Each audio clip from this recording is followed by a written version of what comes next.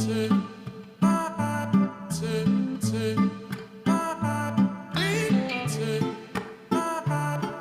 araw sa inyong lahat. Narito na ang ating latest update kay Vice President Sara Duterte. Narito na sa ngayon ang sagot ni VP Sara Duterte ang ilan sa mga binabato sa ngayon sa kanyang issue. Narito, panoorin po natin ang full video. Ako naman si Codender TV. Siguro wala na yon kasi nag-aantay na lang yung lawyer dito sa taas ng clearance from all the offices concerned. So, likely baka considered as nag-lapse na yon. But ang gusto lang talaga ng lawyer is merong document na nagsasabi na cleared na siya. Sa mga remarks ni President Marcos. But sorry, may nakalimutan ako na update sa taas.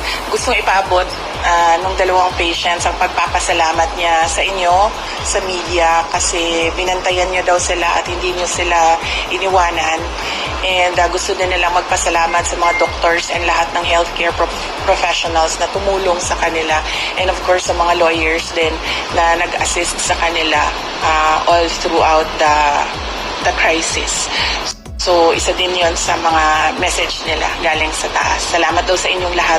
At dahil daw may clearance na, pwede na rin daw, cleared na rin daw kayo from them na umalis or iwanan sila dito. Ganon na mangyayari today. Pero I think meron ng assurance ang lawyers na mangyayari yon, ang kanyang clearance and discharge today.